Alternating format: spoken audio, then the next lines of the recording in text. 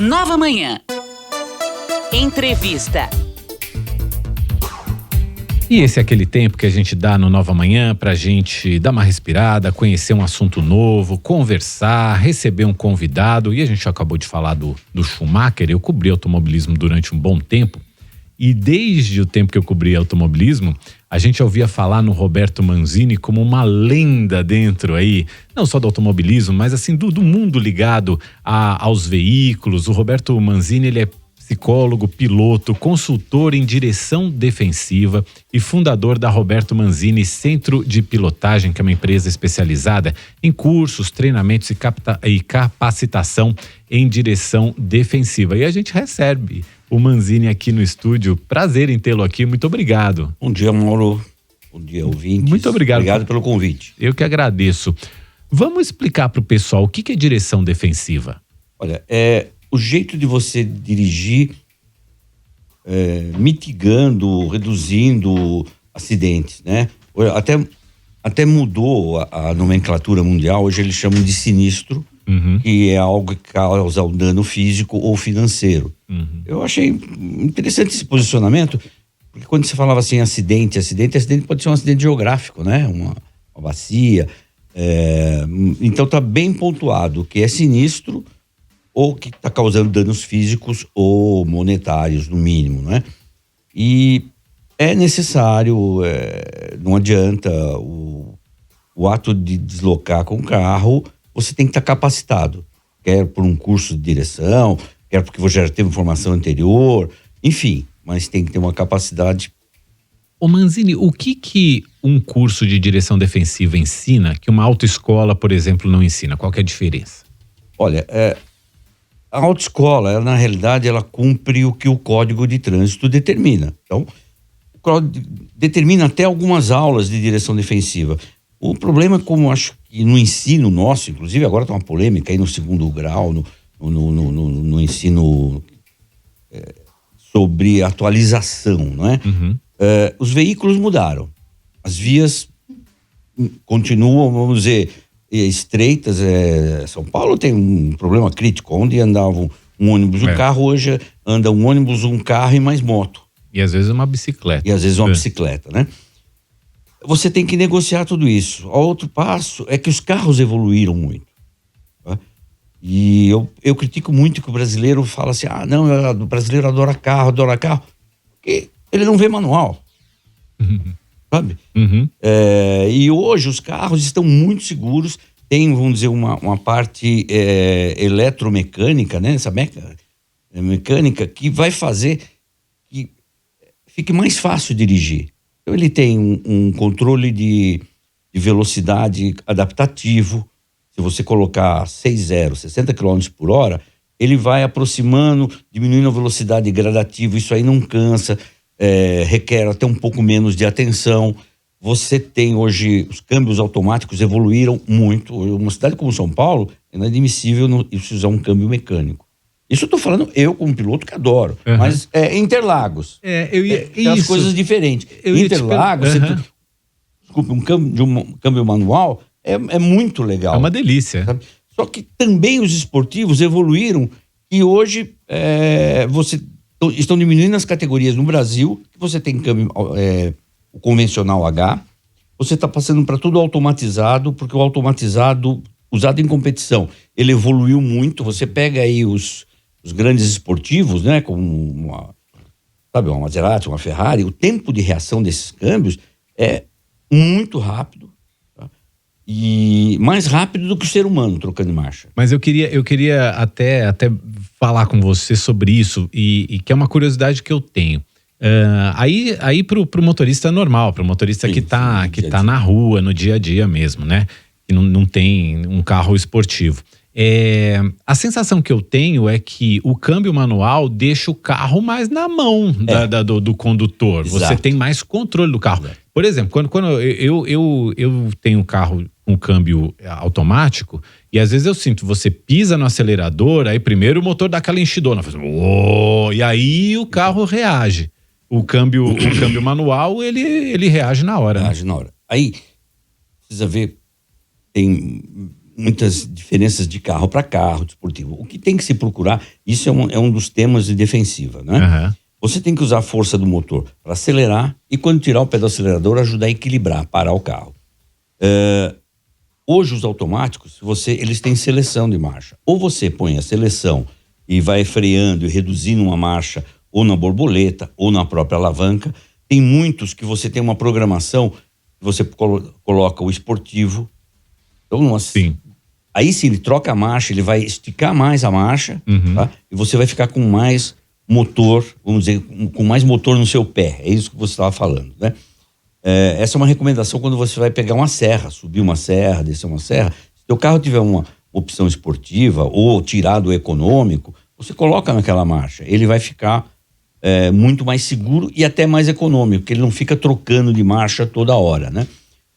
Que se chama do D, o drive, é excelente quando você pega uma rodovia ou a própria marginal, quando não tem trânsito, 90 por hora, você coloca lá no seu controlador de velocidade, sabe?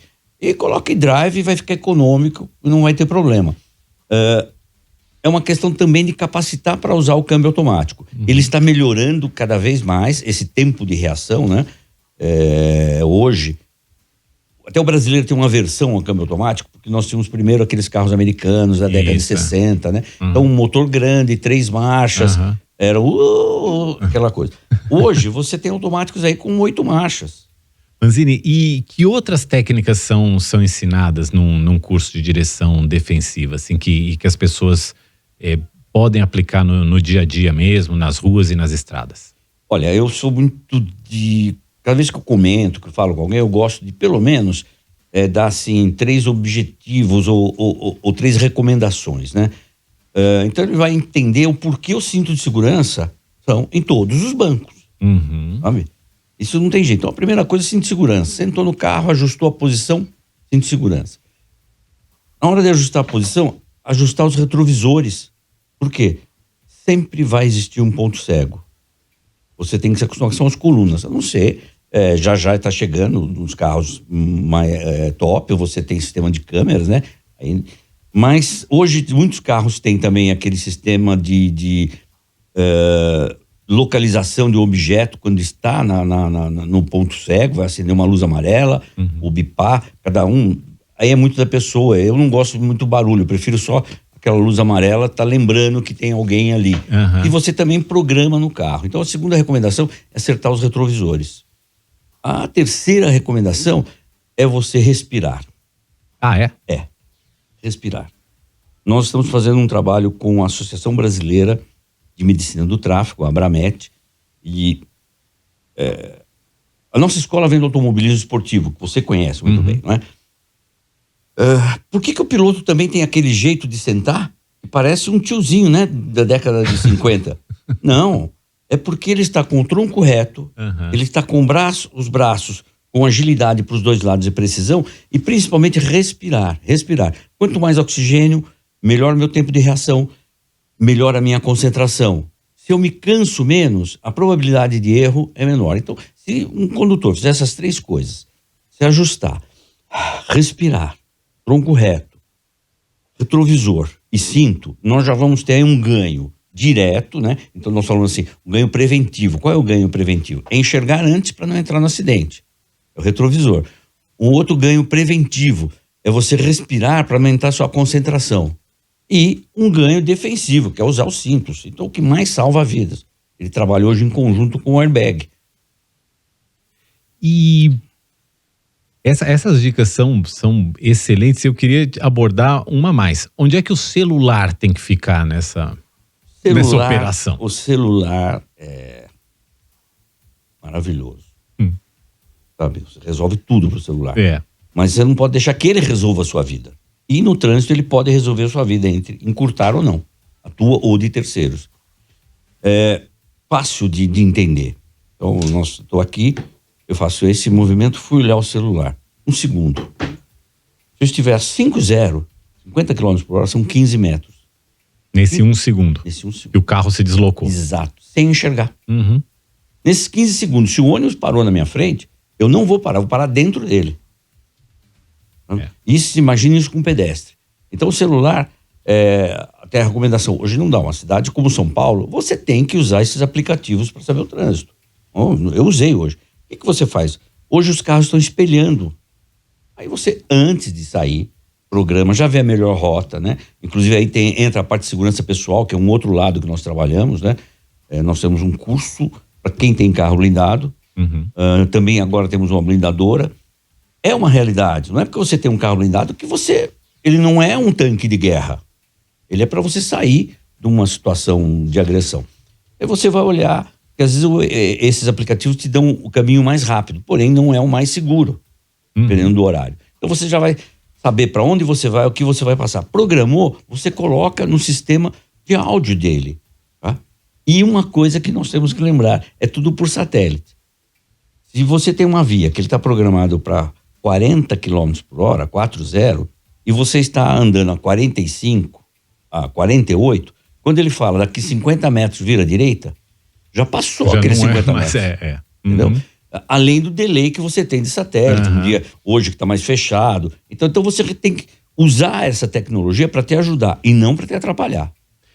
Para terminar, a gente tem agora no mês que vem o Maio Amarelo, que é um mês de conscientização aí para prevenção de sinistros no trânsito. Essas campanhas são úteis? A gente precisa de mais campanhas, Manzini? Olha, Mauro, campanha é necessário. Mais do que campanha, nós falamos assim, para nós, prevenção de acidente é todo dia. É todo dia. Não adianta. Acidente, eu faço uma analogia, quantas vezes você já voou? De avião? Avião. Quantas vezes? Toda vez você não tem que prestar atenção na recomendação do comissário? Toda vez. Por quê? É uma coisa de estimular a sua mente para, numa emergência, saber onde sair. É a mesma coisa em treinamento. Você tem que ter... Aí, no caso de direção veicular, você tem essa parte cognitiva do pensar e a tua parte física, né? Teu corpo reagir àquilo que você aprendeu. Aí entra bem numa coisa de treinamento em circuito fechado, né? Mas o Brasil, infelizmente, ainda tem um número alto de vítimas fatais. Se as estatísticas mundiais, elas trabalham por número de mortes para cada 100 mil. O Brasil está por volta de 15 mortes para 100 mil. É muito alto. A média da Europa é 5. Os Estados Unidos é 10,8 ou 11. Também não é de si. Também não é baixo, não. Não é baixo. Agora a Europa tem um trabalho que nós temos que... eu não gosto muito dessa coisa, vamos copiar o estrangeiro. Não, tem que copiar o que dá certo. Por que funciona lá e não funciona aqui? Está na hora de não só campanhas, mas da iniciativa privada. Não podemos deixar tudo para o governo. Iniciativa privada, começar a propor treinamentos. Hoje você pode fazer um treinamento no celular, é só não fazer dirigindo. Então você tem treinamentos desde cozinha, de tudo, de palestra, porque, sabe, de repente, nós temos um treinamento celular para as empresas, nossos clientes, eles têm diversos programas. Normalmente, se o condutor entrou na empresa e nunca fez treinamento nenhum, antes de ele pegar um carro, ele faz um e-learning que nós temos de 1 hora. Então a ideia era propor isso também para a população. Quero agradecer muito ao Roberto Manzini, que é psicólogo, piloto, consultor em direção defensiva e fundador da Roberto Manzini Centro de Pilotagem. Muito obrigado por estar aqui conosco hoje. Eu que agradeço a oportunidade. Obrigado mesmo, volte sempre. Segurança é o tempo todo. Quanto mais falarmos, alguma coisa de boa vai sair. Muito obrigado. Volte sempre aqui com a gente. Obrigado.